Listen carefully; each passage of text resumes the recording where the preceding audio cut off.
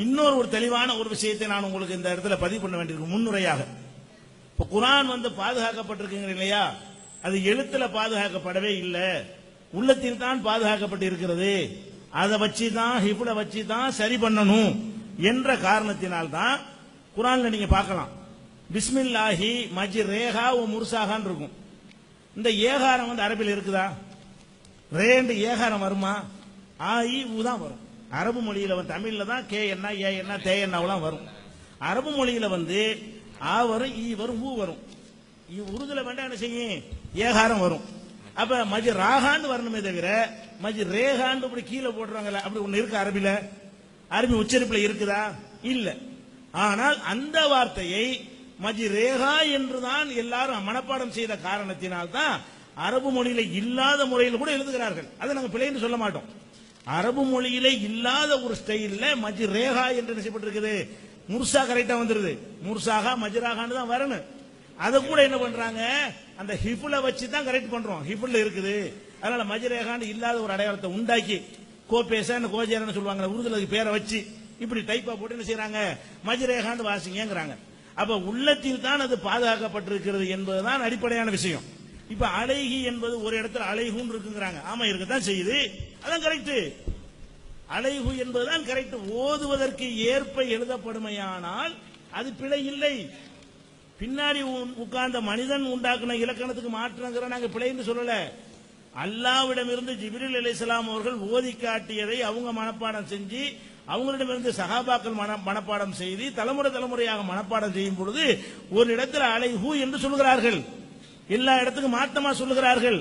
அது பிழை இல்லை. ஏன்? அது எழுத்தில் மட்டும் உள்ள உச்சரிப்புல தான் இருக்கிறது. அலைஹுல்லா என்றுதான் எந்த ஹாபிலை கேட்டாலும், தௌஹீத் ஜமாத்துல உள்ள மனப்பாடம் செய்தவர்களை கேட்டாலும், சவுதியில் உள்ளவர்களை கேட்டாலும் அந்த ஒரு இடத்தை அலைஹுல்லா படிப்பார்கள். படிக்கிற விதமா எழுதினால் பிழை இல்லை. அதை நாங்க பிழைன்னு சொல்லல. நுஞ்சி அப்படியா? எல்லா இடத்துல ரெண்டு மூணு சேர்த்து எழுதிட்டு இருக்கிறோம். ரெண்டு நூன் வந்தா ரெண்டு நூனை எழுதுகிறோம். இந்த இடத்துல ஒரு நூனை விடுறீங்க, விடுறது எல்லாருக்கும் தெரிகிறது. அதுக்கு அடையாளமா சின்ன நூன் ஒண்ணு போடுறீங்க, அதுக்கு தான் அடையாளம் வர குறிப்பு வரை எழுதுறீங்க. அப்புறம் அது பிழை இல்லைன்னு சொல்ல மாட்டேங்கிறீங்க. பிழை தான் விட்டுட்டாரு, அதுக்கு தான் இதை போடுறோம்னு சொல்லிக் கொண்டு, ஆனா பிழை இல்ல. எதுக்கு இந்த ஒரு முரண்பாடான வாதம்? நம்ம உள்ளத்துல எதற்கு அதை மாதிரி வாதமா வைக்கணும்? நம்ம உள்ளத்துல என்ன அடங்கி இருக்கிறது? இதான் அடங்கி இருக்கிறது. அடுத்து தாலிக்கை கேட்கிறார். தாலிக்கு அழிப்பு வரணுமா இல்லையா? தாலிக்கை என்பதற்கு நீட்டுவதற்கு அழிப்பு போடுற வழக்கம் இருக்கிறது. எல்லா இடத்திலும் அந்த வழக்கம் கிடையாது. தாலிக்கை என்ற தலிக்கை என்ற ஒரு சொல்ல அரபில இல்லாதனால தாலிக்கவை அழிவு இல்லாம தான் எழுதுவாங்க. அது எல்லா இடத்திலும் அப்படித்தான் எழுதுவார்கள். தாலிக்கை என்பதை எல்லா இடத்திலும் அப்படித்தான் எழுதுவார்கள். எல்லா இடத்திலையும் தாலிக்கைன்னு எடுத்துட்டு ஒரு இடத்துல தலிக்கைன்னு எழுதினா தான் விட்டுருச்சுன்னு சொல்லுவோம். எல்லா இடத்திலையும் அதுதான் எழுதுற முறையாக இருக்குமே. ஆனால் அதை நம்ம குறை சொல்ல மாட்டோம். காட்டுறது அப்படியா? லாமோட அல்லதீன சேரணும், லில்லதீன அப்படின்னு சேரணும். அப்ப லில்லதீன என்பதை லாமோட கூட சேர்க்காம ஒரு அலிஃப அல்லதீன என்று வைத்துக் கொண்டு அந்த லாம என்ன செய்யறாங்க, டிஸ்பிளே போட்டுருங்க, பாத்துக்கிறங்க.